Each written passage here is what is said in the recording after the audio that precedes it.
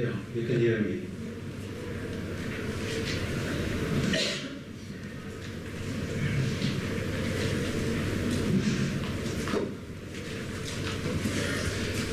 Okay, today I hope we're not going to go over time again, so I'm going to go through.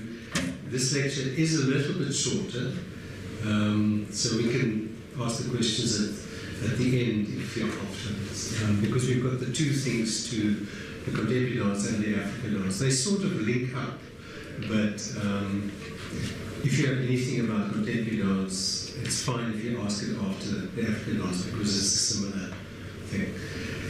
Okay, well, welcome back. We don't have any other new people, do we? No, it's all the same people. Today's lecture is a continuation of the fundamentals learned in lecture 2 and those used in classical ballet. You will see a continued use of some of the same signs with some added information as used in contemporary dance and African dance movements.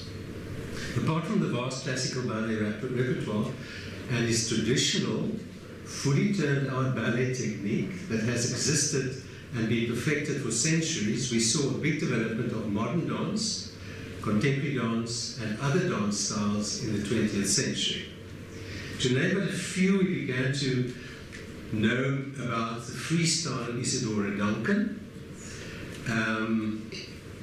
the specific style of the technique of Martha Graham's implosive intensity, that's how they term a specific style, and other developments in which she was a leader. And you've all heard of Martha Graham. If you haven't, then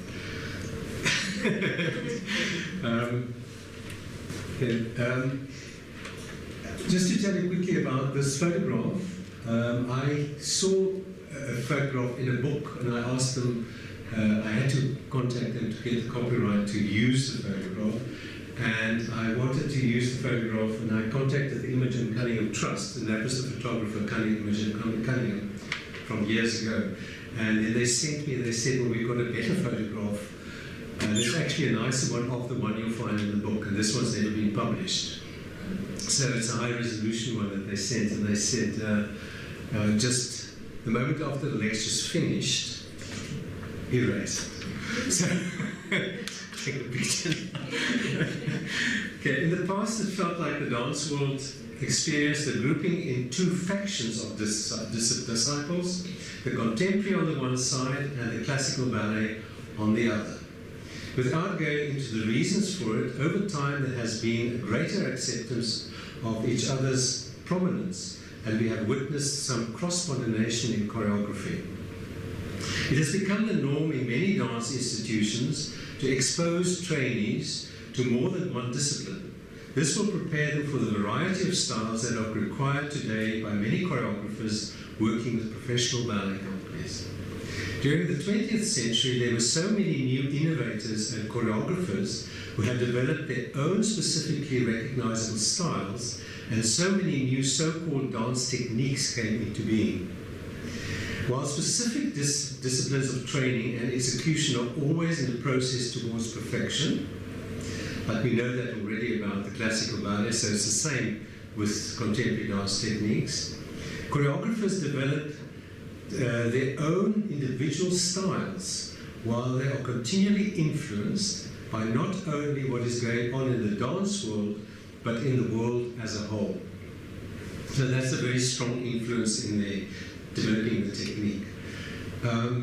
We have the so-called turned-out classical ballet technique, but when it comes to contemporary dance or so-called natural movement, there are instances where other degrees of turnout, from parallel to full, may be used in certain poses and movements.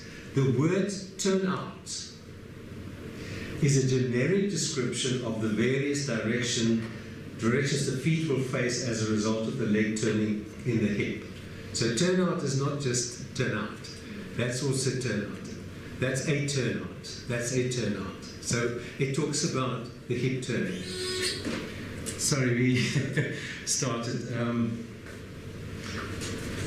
I'll tell you afterwards. We'll struggle with that. Beg your pardon? Men struggle with hips turning out, don't they? Perhaps in not so much in dance. Depends on you know, the choice. Yeah. Okay, fine. If you look at just below the bottom line, the next slide. The bottom line each time. Each of the 6 separate staves, you'll see what looks like toe caps facing various directions. These are actually called ankle direction signs, indicating the turnout in each one of the poses. We call them ankle direction signs because it's the ankle that turns. It's the whole ankle from the hip that turns. If we say toe caps, we can be doing that while the hip is still not turned out. So that's why we call them ankle direction signs. So if we look at all these examples, in the first one, the toes are facing the front, but it's actually the ankles that are facing the front. Okay? So that's in parallel. Here they're sort of 45 degrees, it's called natural, but it can be, whenever we talk about natural, it can be kind of somewhere in between the parallel and the full turnout. It doesn't have to be exactly 45 degrees. So that's why it's called natural. And then we have fully turned out there, when you see the ankle directions facing outwards, and then the other ones are turned in, so the ankles are facing inwards. Here we've got both feet are facing to the left. So if you look at me, this is my left. They will both be facing the left, but there's a line in front, so they're not facing the left like that. They're facing the left, they're standing like this and just turning to face the left. But the body is still facing the front. Okay. Here we've got both feet facing the right. Okay. In this case, if you wanted them both to face that way, you would have to put a direction sign, like we spoke yesterday about the direction sign, the dot with the tail. So you would put them in this position, and you would then turn them facing that way. Whereas this is specifically with the body to the front, and the feet, the ankles are turned like that. Okay, the next one. Here we've got, we've got, shouldn't do. Feet, okay, the feet again are parallel here, but they are now together, parallel together. Here they are in natural, and they're together, so the heels are touching. Then they turned out, fully turned out. So what you see here is that the feet are together, but it says that both feet are turned out. And we do it this way because if you join them, it would look like almost like a round dot. So it basically just says the feet are together, but the one's facing that way, the other one that way. And then we've got in 4 again, they both turned in, but touching. So the toes will be touching. Okay, because it's not like that and then the toes wrapped over each other.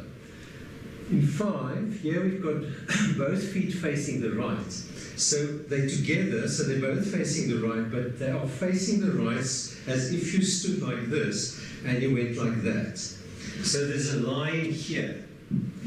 In this one, the hips are still facing the front, and they're both facing the right. Okay, so the right would be going like that, but this time they're in line this way with the hips still like that. So you can do all this kind of thing with that.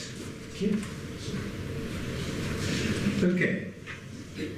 In sequence with time, here we've got, remember yesterday we learned 4 beats in the bar, and this is the starting position. The very first frame is always a starting position. It has no time value. It just needs you waiting.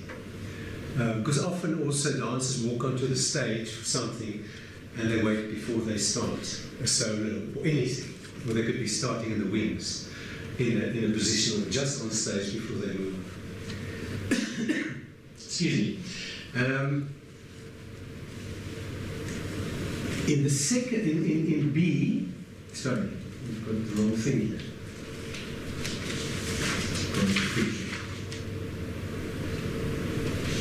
Okay. We've got a subbeat there, the T. There's one T, one T and T. This is the end one of the last beat that happens before the beginning of the full bar. So we put that separately. We can't put a line here because that is not a value in music, just part of a beat. So we put that, and we call that the anacrusis. Okay? And then the first beat we start. So in the T, we lift, the leg is lifted in parallel. Then in the T, the leg turns to natural, the right one. Then it turns to parallel. In D, it turns to natural, with the left one also turning to natural. So the one's up and the other one's on the floor still. In E, we keep that same turn out, and we just put the foot down on the pointant onto the floor. So we only show the change of turnout when it happens. Otherwise, we show the basic position. Okay. Then in F, we've got the right foot closing, so they're still in natural, in first. And we've got the double bar at the end of the double line at the end of the bar. In 2A1, we've got, these are just three different examples and two ways of writing the same thing. So if we have a fourth position, we attach that ankle direction sign to the dot. Okay, we can't substitute it.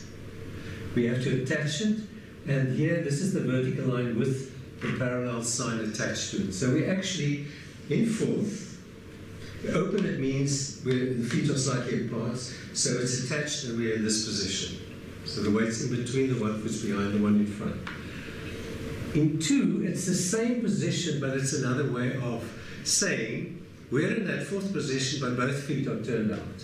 So we just put one sign there. In B1, the same situation as we have here, except they're both in natural, and the same over here in B2.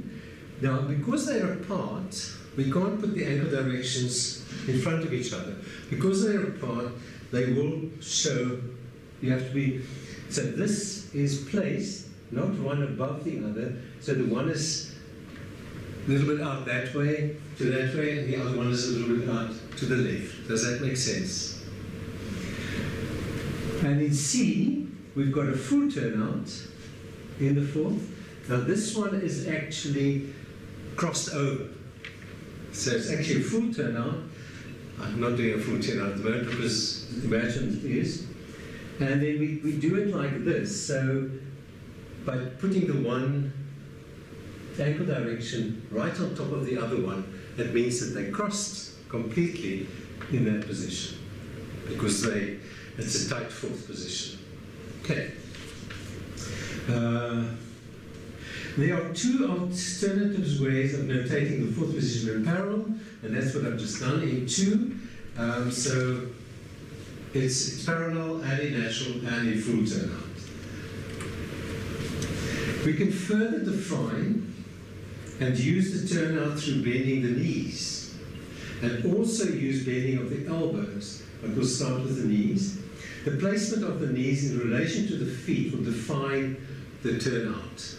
Okay, so if you look at this beginning, you're now in natural turnout, the feet are together.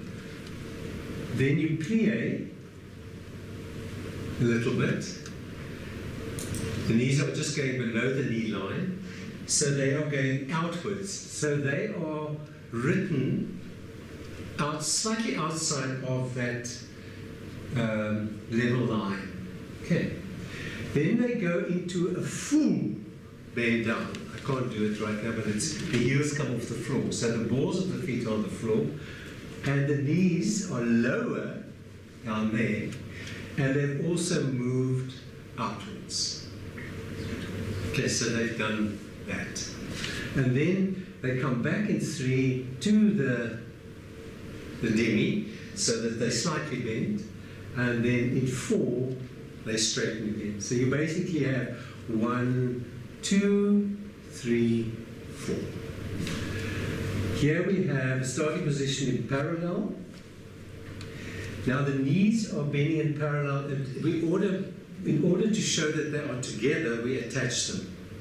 Okay, so that they're kept together. It looks a bit different if you were to put these two together. This is just what the editor does. When you put them, they look a little bit as if they're too close to each other, but just being together tells you that you're in parallel. Then from there, on the and beat, the leg goes out to tendu. From there, in 2, you go to natural, with both feet, heels on the floor. And then in the and beat,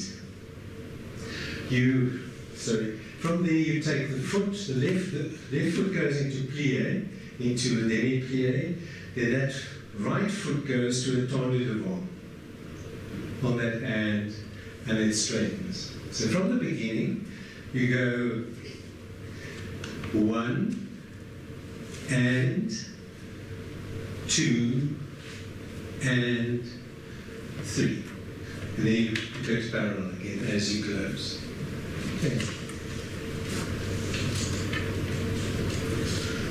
Okay, here we've got the elbows bending. What happens here is that, can you see from there? You're in parallel, and you've got the hands are here at that height, the head height. So the elbows are bent, so they are bent in line with the shoulders. So this is in line with the head, and this line. So that actually means, that position means it's vertical. Then in 2, the elbows stay where they are, and the hands just move to below the head, top of the head height. And in 3, it's sort of mid-face height, and in 4, it's straightened. So from there it goes there. Here in B, we've got in natural, and the hands are in front, but the elbows are bent level. So you actually have that position, like that. Then in 2, the elbows go into front, closer to the hands. So that's what's happening. So here they come closer in that line, and in 3, even closer still, and in 4, they have straightened. Okay.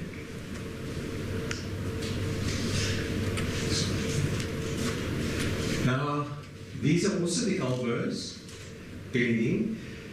This is my bad drawing. Very quickly, I couldn't figure out how I could show that. This is parallel, and the hands are in front here, just below the shoulder height. And I'll just show the one, okay? But they're both doing the same. So the first one, the hands move up. So the elbows, they just look, but they're not as high as they were before. They're just a bit lower like that. The hands move up to be mid-face height. Then they move up to be absolutely vertical with the elbow. Because if it's in the same part of the space, it means it's vertical. Then you see open to open dots. That means that if it's come closer, the hands and elbows stay there, but the hands will come closer to the head. So they're in between the body and the head. So the only way we can show it is by an open dot. And then in the last one, we've got them level. So the elbows are in front and the hands are level. The open dot is also useful because sometimes we do things like if people go into an arabesque, you can have this position to go into, but people can also do, closer to the body. So with the movement line, you put the open dots. So okay, that's gone closer to the body. This one. And here we've got the same thing with the knee bends. Now this one I'm not sure if I can do that well. It's starting with the foot next to the knee. That's all the other ones in parallel. Then the foot moves out. Now again here, like with that, the foot is closer to the body than the knee. So we use an open dart again. Here it's completely vertical, the same distance within or the same placing within each space. And then in 4, the foot leg goes far further and further until it's straight at knee height. Okay, next one. Okay, here we get to compound timing. This is where we go, you go down the words, da da da da da da da da da. So 1, 2, 3, 4, 5, 6, 1, 2, 3, 4, 5, 6, 1, 2, 3, 4. So it's 1, 2, 1, 2, 3. So you've got 1, 2, 1, da da da da da da da. Those are the subbeats. And for some reason or other, I don't know why, but they called it daily. 1 daily, 2 daily, 3 daily, 4 daily. It's just to make it different from music. So that's the value. So you've got the 6/8 with the notes up there, and that is that value. And here we've divided it up. But remember what I said yesterday, that first pulse beat still looks the same. But its value has diminished. It doesn't have the same value here. The moment it has a subbeat next to it, its value is the same. Here, its value is the same as those 2 subbeats. Okay. Here, of course, at the bottom they have written, when using a 9/8, the pulse is identified as 3 main beats. In the past, you would have 3 written, and with the 12/8, of course, you would have a 4. Thank you. Here's a sequence with compound time. So we start with in natural, and what happens here is we rise. In fact, unfortunately, it didn't get placed exactly on the because it has to be superimposed on the line to mean it's rise. So you were natural, and it went rise. On the day, it went turn parallel. You release as the right foot comes down, and the left foot is put in front. Just ignore this little line to that in front side for the moment. So natural, rise, into parallel, release, put the foot in front as you take the other one down. Everything is still in parallel now. And then here in F, from there, because we've got that foot in front, if we put both heels, both on demi point, we would now be in the 4th position with the 1 foot in front and the 1 behind. But in that position, they've turned to natural. And then we lower it on the day. It stays in natural. Then we go on to just a point down to derriere. They're both in natural. And as we close in I, parallel. Yeah. Okay, yesterday we ended on this note with locomotion where we have a jump line to show a jump. In fact, if you think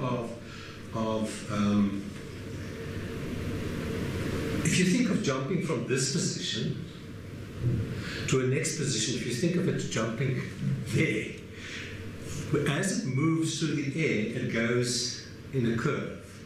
So it's just that it's a mirror image of the curve, but we haven't moved there in this particular. So for all jumps, whether you jump sideways, on place, forward, it's only indicated by where you put the line, but they all are a curve below the line like that. Okay. So here we're in parallel, and we're jumping to natural. But there's an in front sign there, it means we're going to go jump forward. In B, we're in parallel, and we go to natural, but there's no qualification to it. It means it's just going to go Okay, this time it goes to a part, so it goes from there to second. Now it's assumed that you will bend your legs before you take off, and you will bend your legs when you land. So a jump line assumes that you're doing that. Okay. We can add the knees bending if we want to have a deeper bend, or we want to stay there for a while. Okay. And then the very last one, we're starting in natural, the feet are apart, and there's a little dot attached. It's probably not that clear. Little dot attached, and we jump backward onto the right foot, and they both go to parallel, the left foot's going to below the knee level. Okay. Okay. Now you just have to listen to me. You've all heard of contractions. You know, when somebody goes like that, it's a contraction. This is a small contraction, the other one's a large contraction. Whenever Martha Graham is mentioned, what springs to mind is the use of the contraction. They always get things like, you know, the contemporary dance in the old days. The Martha Graham technique is still being taught with all those contractions. We have what we call a small contraction and a large contraction, distinguished in the notation through the length of the center line. In the small contraction, a line is drawn to present the navel area. A dot is attached to show that the area is moving backwards through a so-called small contraction. So it's moving backward. The rest of the body basically stays the same, and that's just moving back. The large contraction covers a larger area of the body, indicated by the longer line. So it actually, so you have it from here to there, so it's actually more of that sort of position. I'm sure you can identify the hands at the shoulder level. They're up here.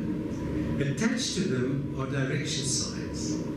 So that actually says that they are facing outwards. We can show them as facing downwards or inwards or upwards. We can also show them those in-between places, but onto that's more advanced stuff. So it's facing outwards, and also the wrists are back, but we will later on do why you've got that dot there. You can already imagine why the dot is there. In contemporary dance techniques, we sometimes find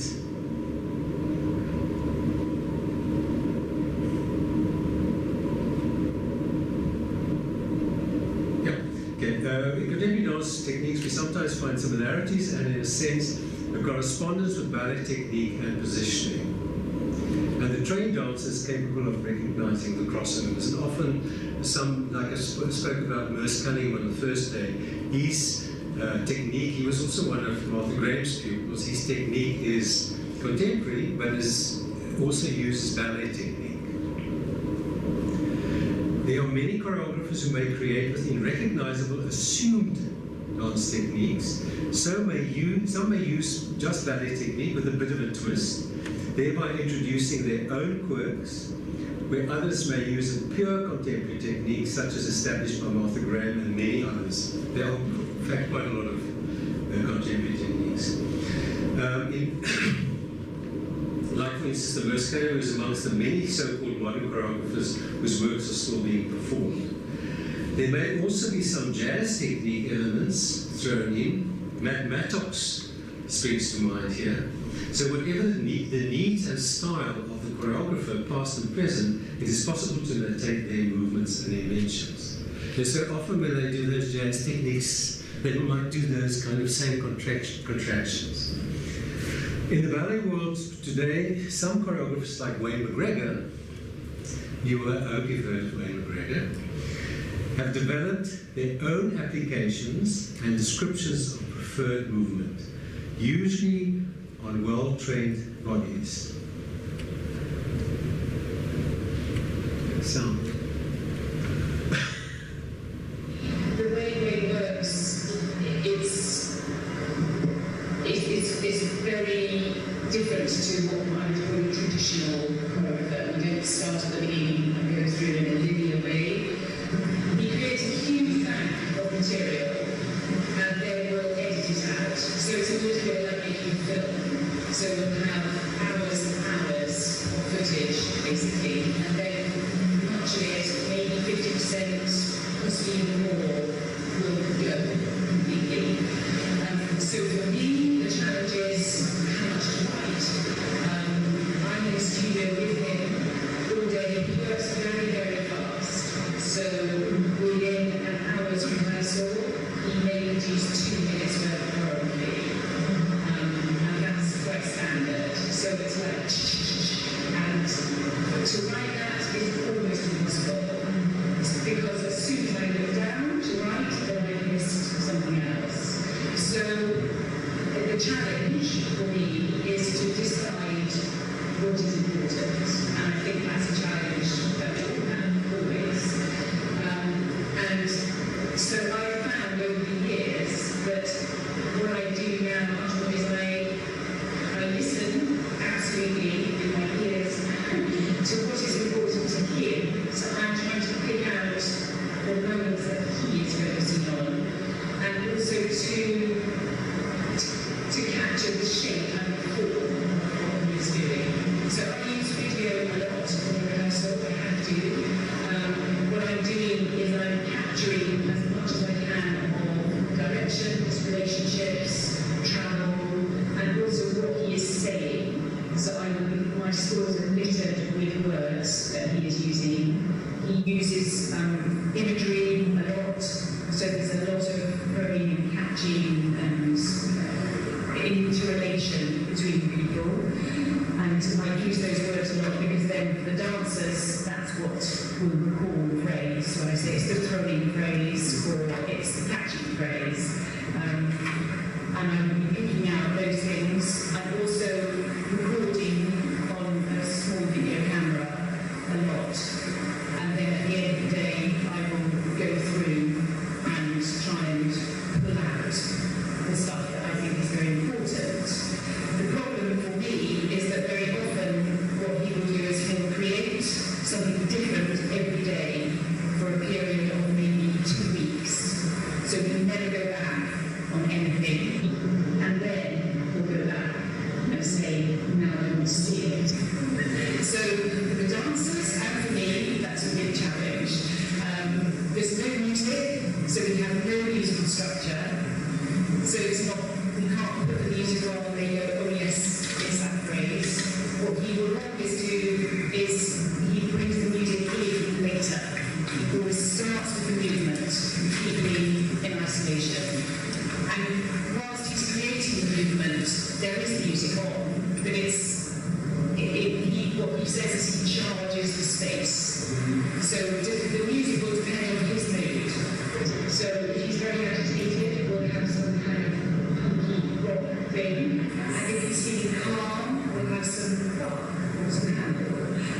But it will be very often completely unrelated to the music that we will end up using. Sometimes it is related, but rarely. So I have no idea what we're going to get. I could have a nice little baroque tune, which is also very pleasant. Or sometimes we have music that literally makes me want to jump out of the window. Soundtrack. So I have to be very, I have to learn to rise above the music in the studio, because sometimes it's actually not that helpful for me.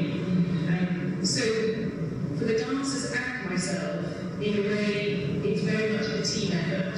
So when we get to the point of him saying, now I want to see what we have, I will have a huge list of the phrases that we have and who did them and on what date.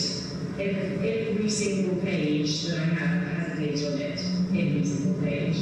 Because otherwise I lose track of what we did. That's such a small thing, but it's so important. Literally, I don't write anything until I look at the date.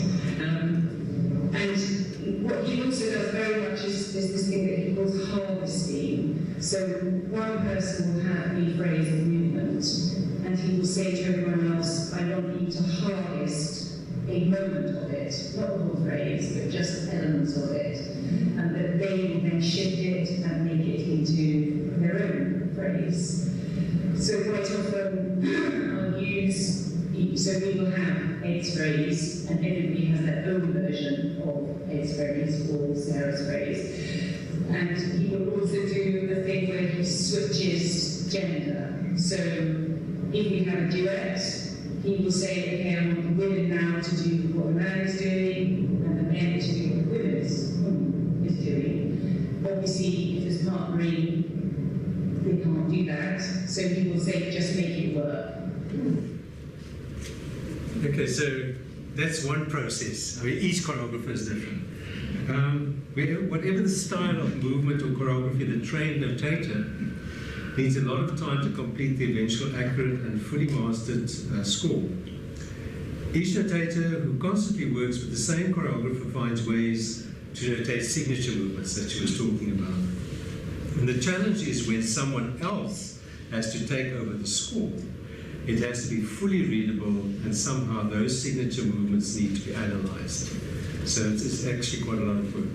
Even dancers who often work with the same choreographer begin to understand his or her signature movements, and these often may acquire certain reference names, like she was talking about the certain names, that they call something this step or that step.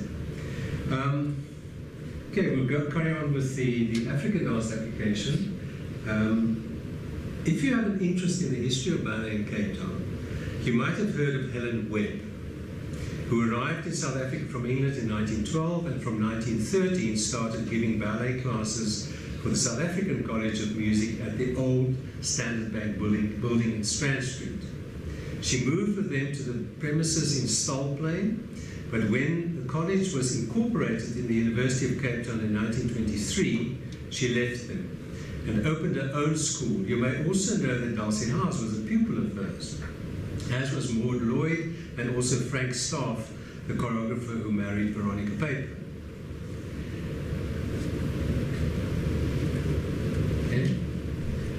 What you may not know is that Helen Webb went on a field trip with Hugh Tracy as his notator of Zulu dances.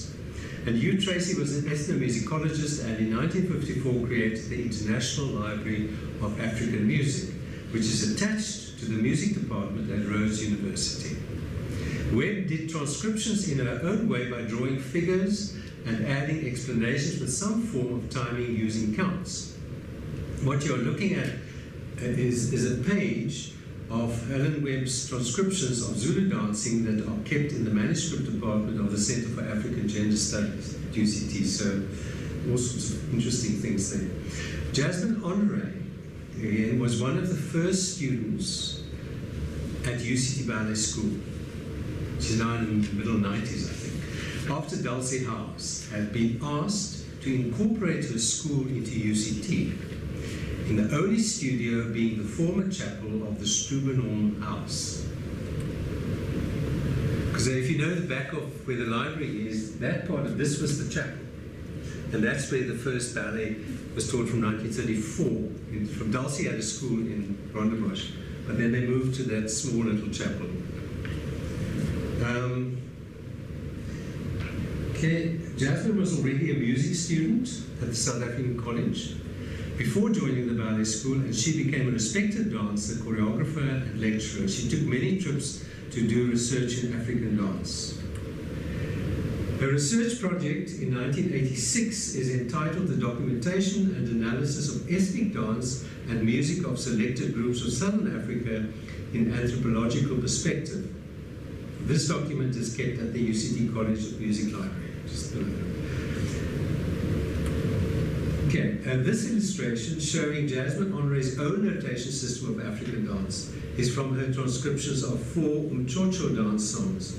Umchocho is a traditional Xhosa youth party that encourages young girls and pre-initiation boys to safely explore their curiosity of adulthood by playing at war and love. Here is Jasmine teaching an African dance class in 1998.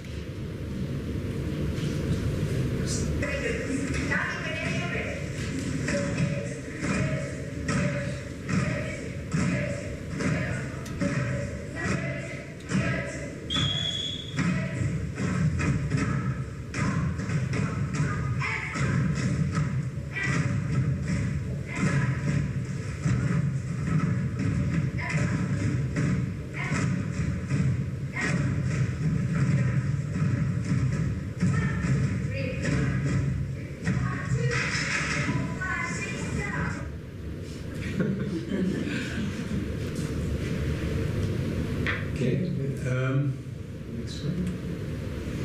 Dr. Gerhard Kubik, in his book entitled African Music Volume 1, tells us that it is possible to look at dance movements in Africa from a modified angle.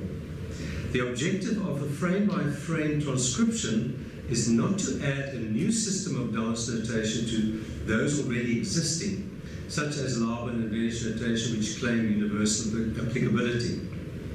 In the following transcription from black and white film, Gerhard Kubik said his notation aims at analyzing movement patterns structurally, that is, in their internal numerical relationships, in contrast to a descriptive assessment of movement in space. Taking the dance practice of initiates in Mukanda schools within one delineated culture area as an example.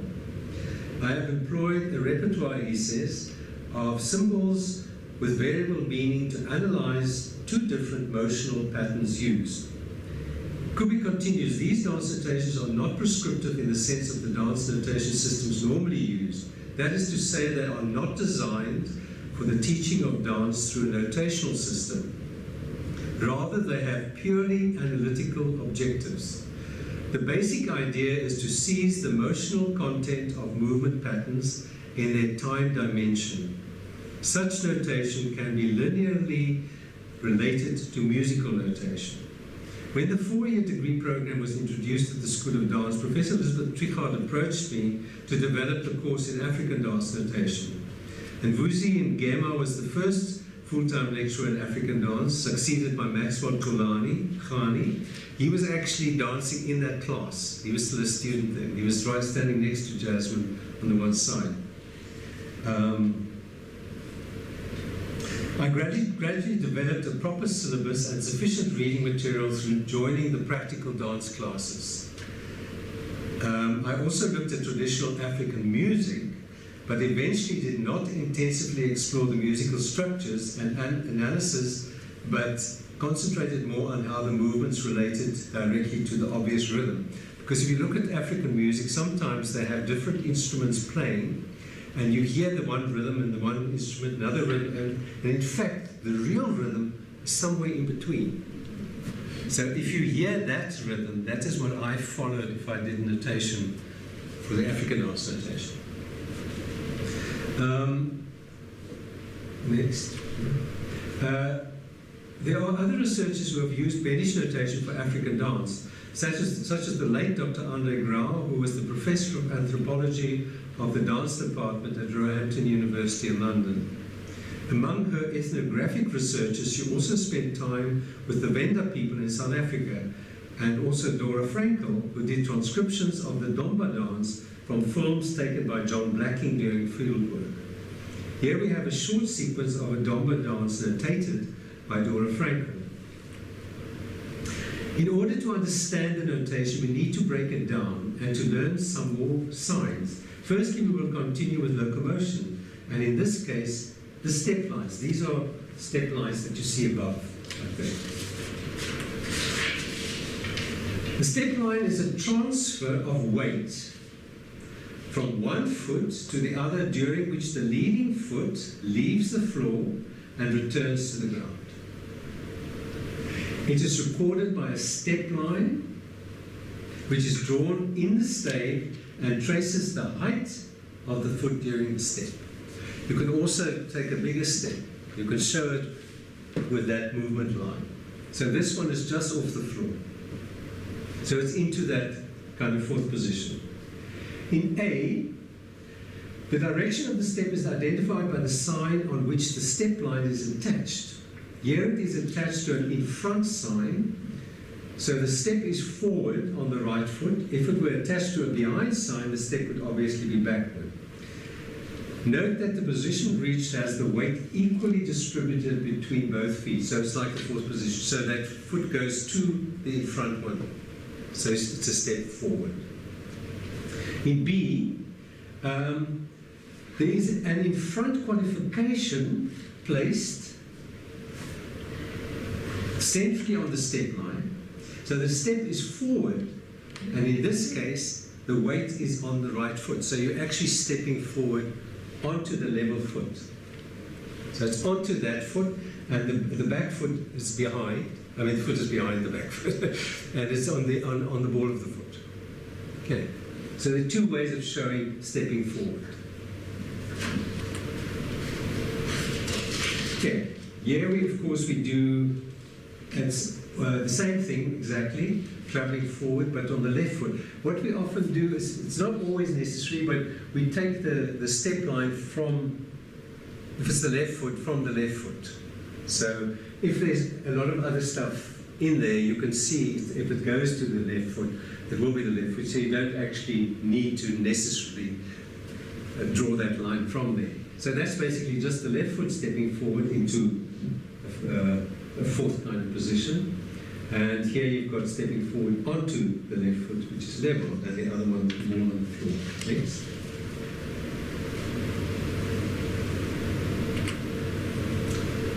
Okay. So let's analyze the Domba notation, for which the timing is shown as 2 counts to the bar, and from the subbeats above we conclude that it's actually a 6/8. So it's a lot of the African dance tend to be in, if you want to just count it as a layman, they tend to be in 6s as well. So that goes, this Domba dance, this is the starting position. I'll show you the whole one afterwards. So just showing each one, you're starting with the feet apart like that, and the arms are like that. They level, the elbows. You don't see the hands.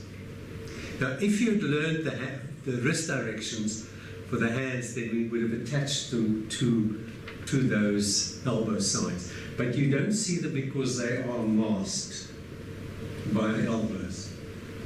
And the next one is, so the right foot takes a step forward. Sorry, it's a little bit jagged, this line. So the right foot takes a step forward, and you're into that bent position. But it's not a very deep position. So it's forward like that.